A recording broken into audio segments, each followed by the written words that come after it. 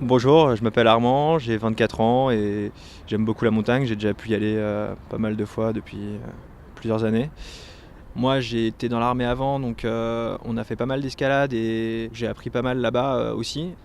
Et plus on s'intéresse, plus on pose de questions, plus finalement on s'enlise dans quelque chose d'absolument fascinant. Alors oui, j'ai déjà assisté à l'évacuation d'une personne en haute montagne, donc c'était à 5300 mètres au camp de base de l'Everest justement. Un homme d'une quarantaine d'années qui était avec un guide népalais. Il vomissait du sang en fait, il avait un œdème pulmonaire, il était KO.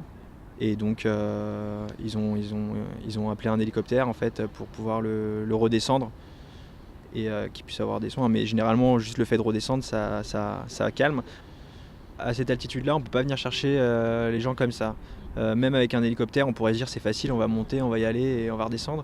En fait, la pression elle diminue fortement avec l'altitude. Hein. Ça c'est facile quand on va dans une piscine, plus on descend, plus on a mal aux oreilles parce que la pression augmente. Bah là, plus on monte, plus la pression diminue. Et donc l'hélicoptère, lui, son principe c'est de brasser de l'air et de pouvoir s'appuyer sur l'air avec ses pales. Bah là, il va pas pouvoir s'appuyer sur grand chose étant donné qu'on a beaucoup moins d'air. L'air il est beaucoup moins dense, il est raréfié.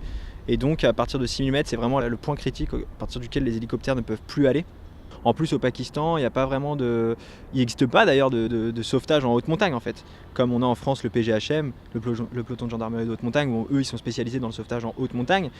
Au Pakistan ça n'existe pas en fait. Donc ça veut dire que c'est des hélicoptères affrétés par l'armée et ils ne sont pas du tout spécialistes en sauvetage en haute montagne. Donc ça veut dire qu'il faut. Enfin c'est compliqué, c'est très compliqué.